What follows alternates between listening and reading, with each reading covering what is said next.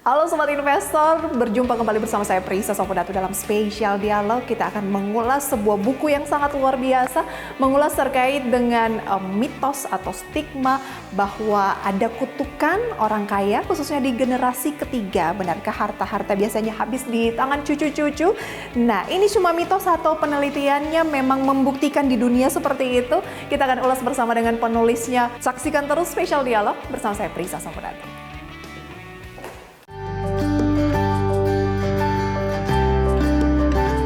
Terdapat peribahasa terkenal dari Tiongkok yakni Fubu Guoshandai yang bermakna bahwa kejayaan bisnis keluarga akan runtuh pada generasi ketiga, seperti yang dialami oleh beberapa perusahaan konglomerat di negara lain seperti Amerika Serikat, Inggris, hingga Jepang. Bahkan maknanya menjadi lebih seram di mana setelah sampai ke generasi ketiga, bos perusahaan akan kembali ke titik nol. Managing Partner dan Founder Helios Capital Hadi Cahyadi selaku penulis buku Go Perpetuate, How to Beat the Third Generation Curse membeberkan bahwa hanya sekitar 3% bisnis keluarga di Indonesia yang mampu bertahan. Tidak hanya itu, dari hasil riset yang dituangkan dalam bukunya tersebut, Hadi mendapati hanya 13% bisnis keluarga di Indonesia yang mampu melewati generasi ketiga dan 30% saja yang melewati generasi kedua. Selain itu, peluncuran buku Go Perpetuate, How to Beat the Third Generation Curse ini juga menandai tonggak penting dalam dunia studi bisnis keluarga, sekaligus menjadi eksplorasi komprehensif tentang tantangan yang dihadapi oleh bisnis keluarga saat mereka menghadapi jebakan transisi antar generasi yang umumnya dikenal sebagai kutukan generasi ketiga. Lantas bagaimana Hadi Cahyadi mengulas tantangan yang dihadapi generasi ketiga dalam melanjutkan bisnis perusahaan konglomerat? Simak perbincangan spesial bersama Managing Partner and Founder Helios Capital, Hadi Cahyadi, hanya di Special Dialogue.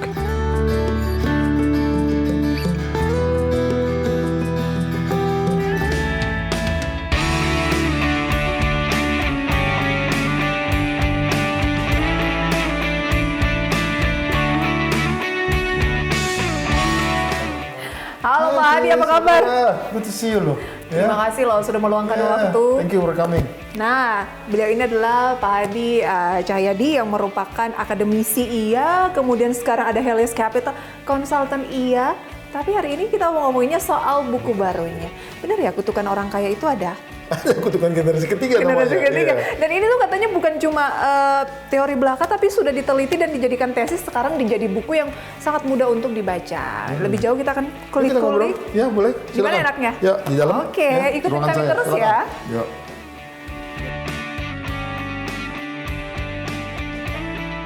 Nah, Sobat Investor di Indonesia ini kan kita tahu banyak sekali perusahaan swasta, dan kalau ditilik lebih dalam lagi ternyata tuh rata-rata adalah family business. Tapi ada semacam stigma di dunia bahkan yang mengatakan bahwa kutukan generasi ketiga biasanya di dalam sebuah bisnis kenapa tidak bisa berlanjut. Nah, ini yang juga diangkat dalam sebuah buku yaitu Go Perpetuate, How to Beat the Third Generation Curse oleh Pak Hadi Cahyadi. Seperti itu ya, Ya. Pak ya? Terima kasih Mbak Frisa. Emang benar ya ada kutukan seperti itu? Ada statistiknya nggak, Pak? Oke. Ternyata di dunia dan juga Indonesia ada statistik namanya 30-13-3. Apa itu? 30% only bisa ngelewatin generasi kedua. Dan dari generasi kedua itu cuma 13% bisa ngelewatin generasi tiga. Berarti makin turun ya? Makin turun. Dan terakhir yang ngelewati generasi 3 cuma tinggal 3%. Family business papa saya termasuk yang tidak melewati generasi pertama dan generasi kedua. Karena saya memilih hidup menjadi profesional. Dan jadi ada 70% termasuk keluarga saya yang tidak melewati generasi ke-1 ke generasi kedua. Jadi termasuk 70%-nya. Apa yang membuat Anda tertarik untuk membuat buku tentang itu? Pasti buku ini sangat berguna bagi family business yang ingin melanjutkan ke generasi 2 dan 3. Banyak family membuat satu bisnis untuk diturunkan kepada anak-anaknya. Dan buku ini membuat saya merasa ini akan kontribusi one day. Sebelumnya saya cerita dulu nih. One day saya ada satu seminar tentang suksesnya konglomerat dan suksesi yang dihadapi. Ternyata dalam pembicaraan rata-rata dari patriark atau generasi pertama mengatakan mereka ada concern apakah generasi kedua bisa melanjutkan ke generasi ketiga dan bisa bertahan. Nah, pada saat itu saya mulai bertanya, oh ternyata mereka juga menyebutkan adanya third generation curse, yaitu dalam bahasa Mandarinnya fu puko santai, artinya kemakmuran tidak pernah turun sampai generasi 3. Kemudian salah satu patriark mengatakan ini bukan kutukan loh. Kalau kutukan tinggal dipercikin sama kiai yang pinter atau pastor yang kuat akan hilang. Tapi ini statistik, yaitu 30-13-3 lebih menakutkan dari kutukan. Karena statistik meaning proven.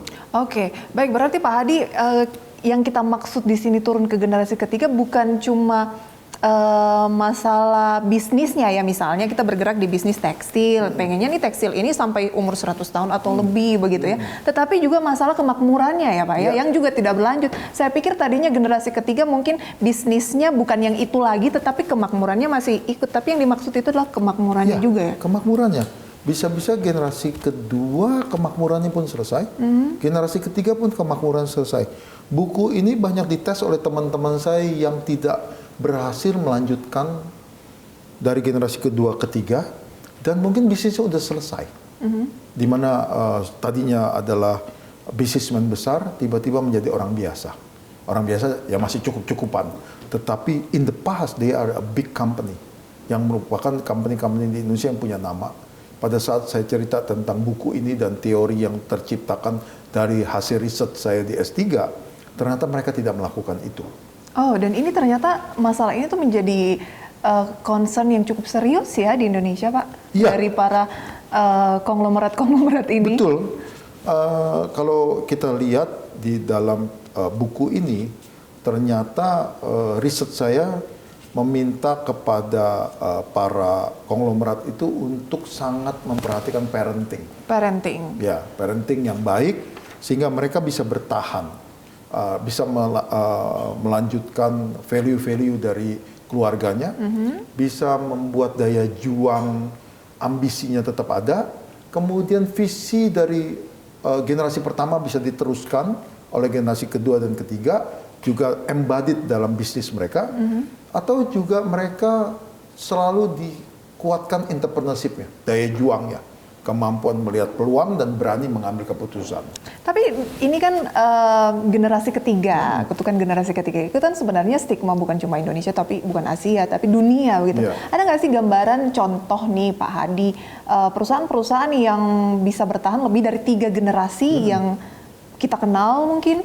Ya, kalau kita lihat di Jepang, Kokumen, itu kecap. Ya, ya. Nah, itu sudah 5 generasi.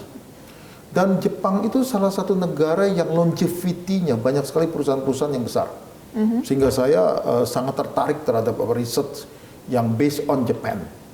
Dan Jepang termasuk yang bisa menjaga harmonisasi antar family, di mana mereka sangat respect terhadap abang paling besar. Negara itu very patriarchal, yang sangat lelaki. Gitu. Patriarki, sangat patriarki, sehingga anak lelaki yang paling besar otomatis jadi bos. Kehidupan mereka tuh hebat sekali karena walaupun adik-adiknya lebih pinter, tapi dia akan support abangnya yang paling tua.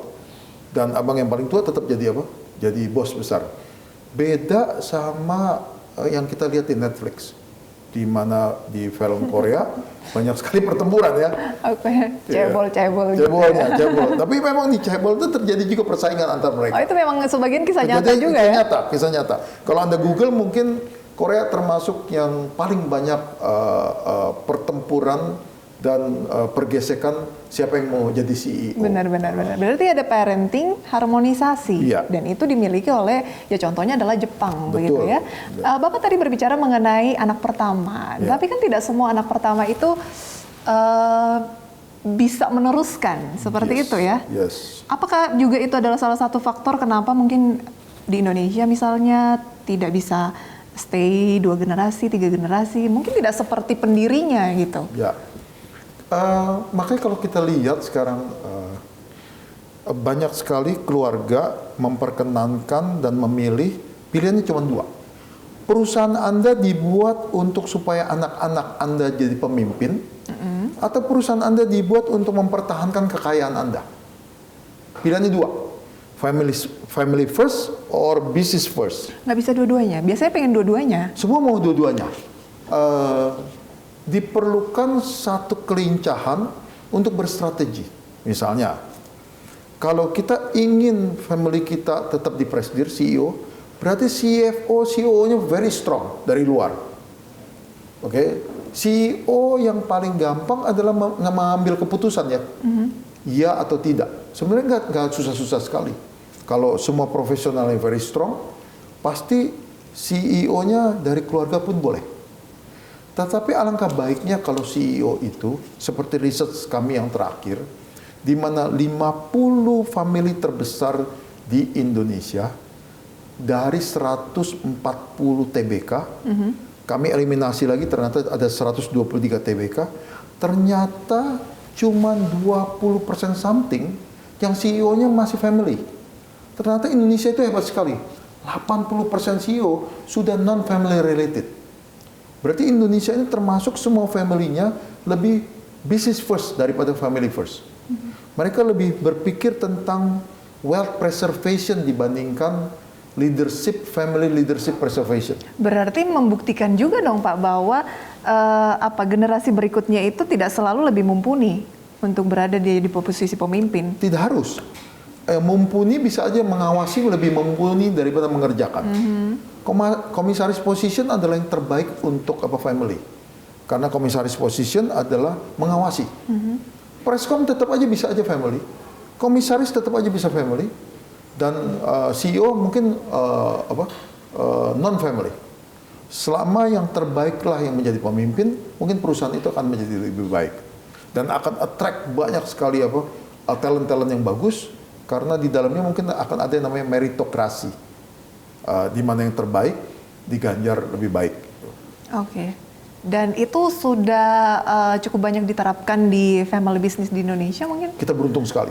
Hasil riset terbaru dari kami, Helios Capital dan Family Business Excellence Research Center Tarumanegara, berusaha menggali selama 2 bulan ini ternyata 80% family business di Indonesia sudah berpikiran maju sekali dibandingkan tetangga-tetangganya. Oke.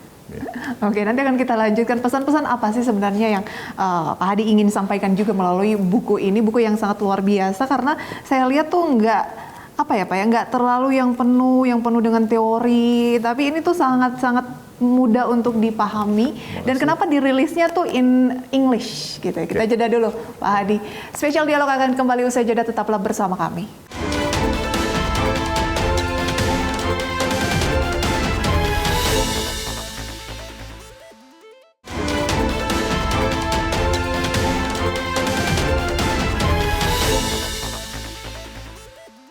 Terima kasih Anda kembali bersama kami dalam Spesial Dialog. Menarik sekali ya membahas terkait dengan hambatan generasi ketiga biasanya dalam family business. Sebenarnya berbicara mengenai family business di Indonesia, Bapak tadi bilang kan sebenarnya kita beruntung karena masih cukup oke lah di Indonesia ini. Udah tahu lah sebenarnya mana yang akan diutamakan, apakah kepemimpinan dari generasi berikutnya ataukah lebih ke wealth creation. Ya, nah dari sekian banyak family business di Indonesia itu ada yang gagal, tetapi banyak juga yang bertahan sampai sejauh ini, tapi lagi sedang diuji nih Pak, memasuki generasi ketiganya ini berhasil atau tidak. Berarti kan tetap ada value luar biasa yang bisa mungkin kita ambil untuk kita tanamkan mungkin di BUMN mungkin atau yang lainnya begitu. Apa Pak family business value yang menurut Bapak ini sangat menarik? Oke, makasih, itu pertanyaan menarik sekali. Jadi ada yang kita bisa bawa ke dunia institusi yang lain. Dari family business adalah sifat misalnya opportunistic mindset. Bahwa family business itu very entrepreneurship, very entrepreneurial. Di mana mereka selalu melihat opportunity dan berusaha mengejar opportunity-nya. Kalau bahasa pasarnya, ada kangtau nggak? Gitu, dikit-dikit ada kangtau nggak? Gitu ya. Ada opportunity nggak? The next adalah attitude to risk and failure. Di family business, attitude terhadap risiko itu mereka sangat berani ambil. Dan mereka memperkenankan orang gagal. Karena gagal bagi mereka itu adalah pelajaran yang sangat berharga. Dan ada risk taking threshold yang mereka siapkan.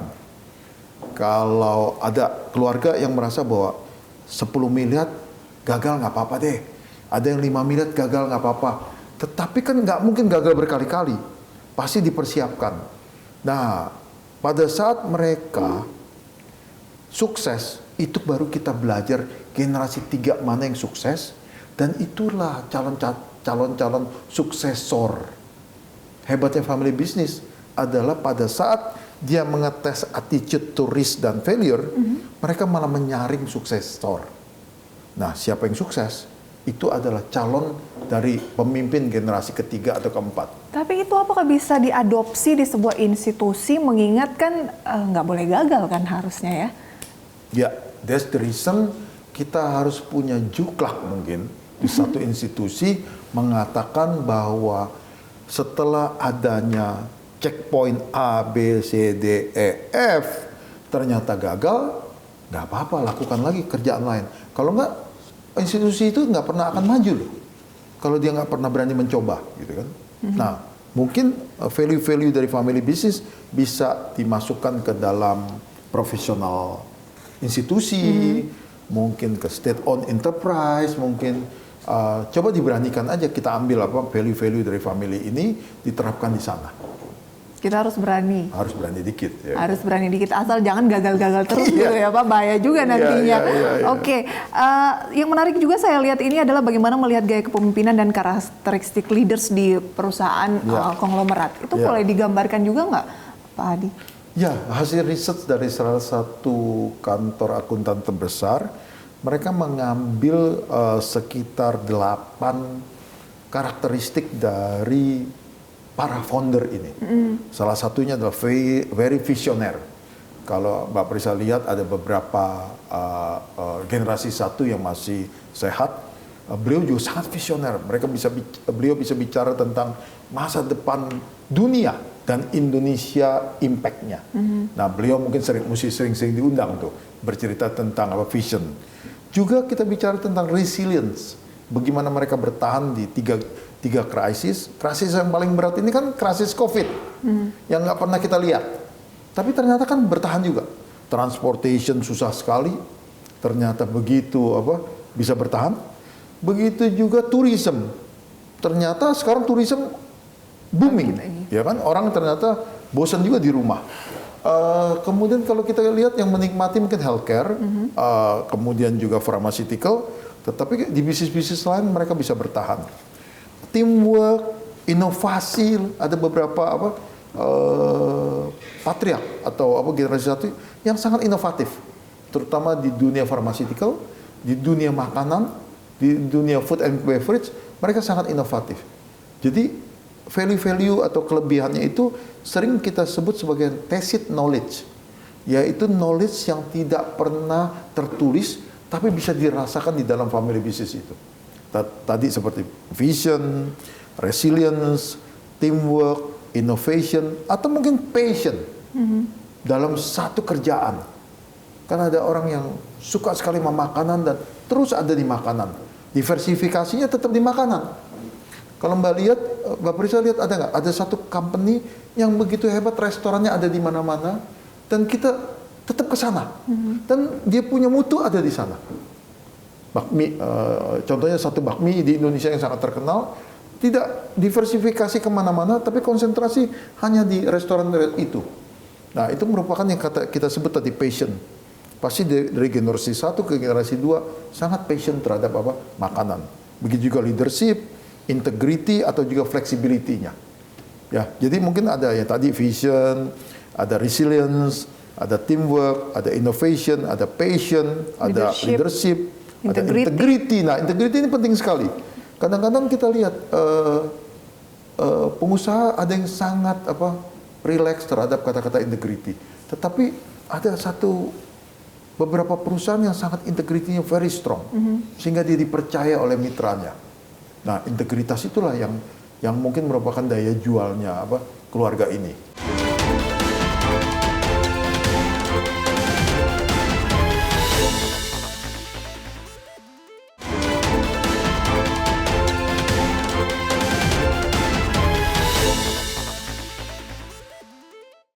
Hadi, Ya. saya dengar-dengar Bapak tuh sering diundang juga oleh beberapa keluarga besar lah yang punya family business Ya. begitu. Dan ternyata banyak yang kita kadang hanya melihat di drama-drama soal harmonisasi, kolaborasi, itu ternyata dalam sebuah keluarga terkadang itu kurang. Bapak sendiri tadi bilang ternyata di Indonesia tuh lebih mengutamakan bisnis daripada keluarga biasanya. Itu juga mempengaruhi ya? Jadi Indonesia itu memang kelebihannya adalah generasi kedua dan ketiga itu sekolah di tempat-tempat bagus. Ini keberuntungan family business ini. Modal itu sebetulnya membuat mereka sadar sebetulnya pilihannya bisa masuk ke family atau mereka bisa mencari kerja di luar. Sehingga family-family Indonesia itu beruntung bisa menyeleksi yang terbaik dan yang paling cocok sama value-nya masuk ke dalam family business mereka. Kemudian ini kan kita sudah memasuki menjelang generasi ketiga, bahkan ada yang sudah sampai generasi ketiga. Value-value tadi mungkin ada yang miss, nggak terlambat, Pak Hadi. Oke, ada parenting kan nggak mungkin kita parenting lagi. Ya, ada sampel bagus sekali dari salah satu family. Mereka menciptakan yang namanya academic family dengan nama mereka. Kemudian siapapun yang mau masuk, ternyata generasi 1 dan kedua udah bikin buku tentang autobiografi mereka. Jadi generasi 3 yang masuk harus baca buku itu dulu tentang value-value yang mereka mau turunkan dari family punya values. Nah, generasi kedua sekarang very strong dan bagus mengatakan bahwa nggak semua anak-anak kami nih tahu tentang values dari generasi 1. How passionate dia terhadap bisnis. Begitu cintanya dia terhadap karyawan. Nah, seperti itu, ternyata sekarang siapapun yang mau masuk ke perusahaan harus tahu value itu. Jadi seperti management development program, tetapi salah satunya adalah mengerti tentang values. Oke. Kalau parenting miss, ini mungkin bisa membantu. Baik, itu kan dari dalam ya, Pak Hadi. Kalau dari luar, iklim bisnis saat ini sejauh mana sih mendukung kelangsungan dari family business di Indonesia? Oke, kalau kita bicara eksternal, bahkan kita bicara tentang government regulation very important, technology very important, perubahan demografik very important, competition juga very important, oke. Ekonomi situation juga very important. Jadi ekonomi, sosial, budaya banyak sekali. As long as kita punya flexibility dan biasanya seorang pengusaha itu very visioner, they can adapt dan mereka rata-rata agile melakukan perubahan dan beradopsi. Makanya timbul anak-anak muda keturunan generasi ketiga mulai dibikinin satu fund. Di dalam family konstitusi biasanya dibuatin fund, yaitu entrepreneurship fund. Ada angka yang mereka udah persiapkan untuk mereka masukin mereka punya bisnis konsep, kemudian om-om pamannya tantenya itu melakukan review. Okay. Kalau sukses, makanya dibuat namanya investment committee. Kalau sukses biasanya rata-rata nggak terlalu jauh dari bisnis mereka. Baik. Ya, jadi kedepannya mungkin saya looking forward loh kalau mereka bisa menerapkan apa yang ada di buku, hasil research yang mudah-mudahan bisa terpakai untuk family business di Indonesia. Perusahaan TBK kan Bapak bilang tadi mendominasi family business. Benar. Ada dong Pak yang Anda lihat nih ke depan akan berhasil? 50 besar Indonesia yang kebetulan kriterianya ada di Forbes Magazine, menurut saya looking forward mereka getting stronger. Luar biasa. Semoga buku ini juga bisa memberikan inspirasi ya buat kita semua dan bermanfaat bagi perekonomian Indonesia tentunya ke depan. Ada acara lagi tanggal 7 Juni tahun ini. Boleh diinformasikan ke Sobat Investor? Ya, 7 Juni ini kami dari Tarumanegara University Family Business Excellence Research Center berusaha konsentrasi riset tentang family business. Kami beruntung kali ini disupport oleh Bank Mandiri dan juga Egon Zehnder dan Helios Capital. Kita mengundang satu profesor terkenal dari Jepang namanya Toshio Goto. Dia jago sekali dalam hal longevity. Beliau akan cerita dan kemudian akan disambut oleh panel dari generasi kedua dan ketiga family business di Indonesia. Kemudian panel kedua, saya sendiri akan melakukan presentasi hasil riset saya yang tadi kita bicara profesionalisme di Indonesia. Ternyata CEO di Indonesia didominasi oleh non-family related CEO. Oke, baik. Itu dia perbincangan kita di Spesial Dialog kali ini. Terima kasih Sobat Investor, terima kasih juga Pak Hadi. Tapi nggak lengkap kalau nggak ditandatangani dong Pak dari penulisnya. Terhormat sekali Mbak Prisa. Tanda tangan ya. Dan sambil Pak Hadi tanda tangan, terima kasih Sobat Investor. Sampai berjumpa kembali dalam episode Spesial Dialog yang lainnya.